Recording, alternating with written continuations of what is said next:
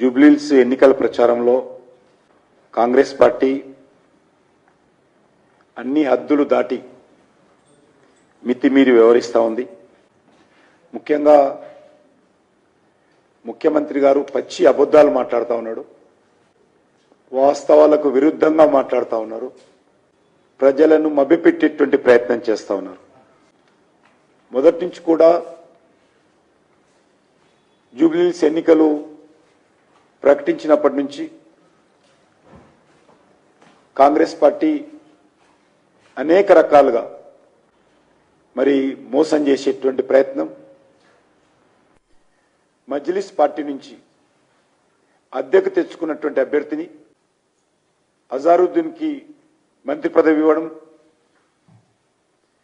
ఈరోజు భారతీయ జనతా పార్టీ మీద ఇష్టారాజ్యంగా మాట్లాడడం, ఎన్నికలు ప్రకటించినటువంటి రోజే రెండు ప్రాంతాలలో,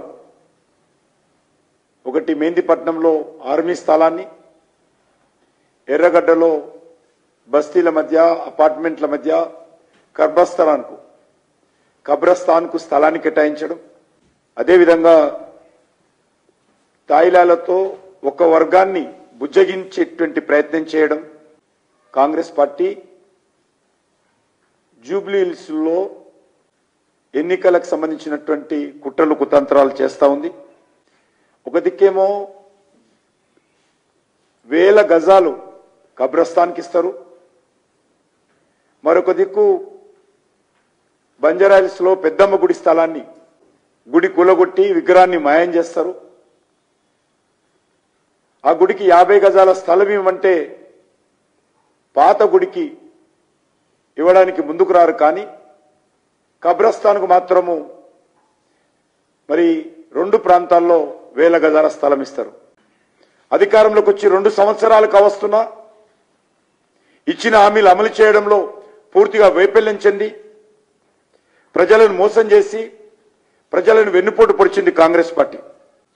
పౌర సౌకర్యాలు కల్పడంలో కానీ, విద్య, వైద్యం, ఆర్థిక రంగాల్లో రాష్ట్రం పూర్తిగా దివాలా తీసే పరిస్థితి వచ్చింది.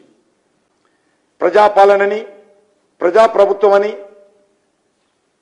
ప్రజా పరిపాలన అని చెప్పి అనేక రకాల పెద్ద పెద్ద మాటలు మాట్లాడుతున్నటువంటి ప్రభుత్వము జూబ్లీహిల్స్ ఎన్నికల్లో బెదిరింపులకు దిగడం, ఏం చేశామో చెప్పకుండా, ఇచ్చినటువంటి హామీలేంటి, ఏ హామీలు అమలు చేశారు అవేమీ చెప్పకుండా కేంద్రం ఇస్తున్నటువంటి బియ్యం పథకం రద్దు చేస్తాము, ఉచిత ఆర్టీసీ బస్సు రద్దు చేస్తాము, మిగతా ఏవీ లేవు. కేంద్రం ఇచ్చినటువంటి బియ్యం పథకము, ఇక్కడ ఆర్టీసీ బస్సు, ఈ రెండు గురించే మాట్లాడుతూ ఉన్నాడు. ఈరోజు పెన్షన్స్, కొత్త పెన్షన్ ఒక్కటి కూడా ఇవ్వలేదు 2 సంవత్సరాలుగా. ఉన్నటువంటి పెన్షన్ 2000 నుంచి 4000 చేస్తామని చెప్పి 2 సంవత్సరాలైనా ఇంతవరకు పెన్షన్స్ పెంచలేదు. అంతేకాదు, దేశానికి వ్యతిరేకంగా మన దేశ భద్రతా సిబ్బందిని తక్కువ చేసి చూపించేటువంటి ప్రయత్నం, అవమానం చేసేటువంటి ప్రయత్నం రేవంత్ రెడ్డి గారు సభలో మాట్లాడారు. దేశవ్యాప్తంగా ఈ ఉచిత బియ్య పథకాన్ని మేము అమలు చేస్తూ ఉంటే దాన్ని సన్న బియ్యం అని చెప్పి రద్దు చేస్తా అంటాను. రద్దు చేయి ధైర్యం ఉంటే అని అడుగుతా ఉన్నాను. ఈరోజు ఎలక్షన్ కమిషన్ ఇప్పటికే ఈ విషయంలో మా పార్టీ తరఫున మేము మెమరాండం సబ్మిట్ చేశాము. ఒక ముఖ్యమంత్రి స్థాయిలో వ్యక్తి ప్రభుత్వ పథకం అదేమైనా కాంగ్రెస్ పార్టీ పథకమా? కాంగ్రెస్ పార్టీ ఏమైనా డబ్బులు ఇస్తున్నదా? దానికి ప్రజల డబ్బు ప్రజల కోసం వెళ్తూ ఉన్నది. దాన్ని రద్దు చేస్తామో, మాకు ఓటేయకపోతే అని బెదిరించడం ఏదైతున్నదో ఇది పూర్తిగా ఎన్నికల నియమావళికి విరుద్ధమని ఈ సందర్భంగా మనవిస్తున్నాను. ఈ ఒక్క సీటుతో ప్రభుత్వం కూలిపోదు, కానీ సంక్షేమ పథకాలు వాళ్ళు చేస్తున్నది ఒకటే ఒక పథకం, ఫ్రీ బస్సు. మరి సన్నబియ్యం ఏదైతున్నదో అది కాంగ్రెస్ పార్టీ పూర్తి స్థాయి పథకం కాదది.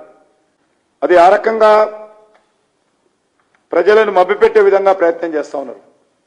నేను అడుగుతా ఉన్నాను ముఖ్యమంత్రి గారికి, ధైర్యం ఉంటే బియ్యం పథకం ఆపి చూపించాల్సిందిగా కోరుతా ఉన్నాను. బియ్యం పథకం మీ ప్రభుత్వానిదా? బియ్యం పథకం ఇది దేశమంతా అమలు చేస్తున్నటువంటి కేంద్ర ప్రభుత్వ పరిధిలోని పథకం. దీనికి మీరు ఈరోజు సన్నబియ్యంగా మార్చినటువంటి పథకంలో ఈరోజు కూడా ప్రతి కేజీకి 42 రూపాయలు కేంద్ర ప్రభుత్వం ఇస్తా ఉంది. రాష్ట్ర ప్రభుత్వం ఇచ్చేది 15 రూపాయలే. మరి సన్నబియ్యం మాదని ఎందుకు ఈరోజు సన్నాయి నొక్కులు నొక్కుంటున్నారు? ఒక వ్యక్తి మీద నెలకు 5 కేజీలకు సంబంధించి 210 రూపాయలు కేంద్ర ప్రభుత్వం ఖర్చు పెడతా ఉంది.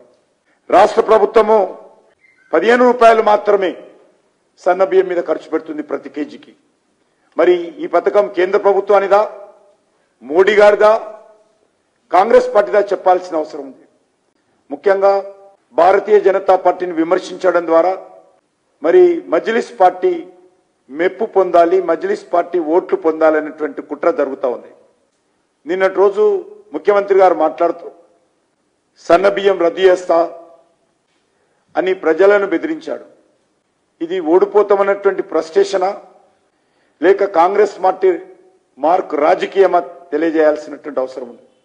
ముఖ్యమంత్రి హోదాలో ఉన్నటువంటి వ్యక్తి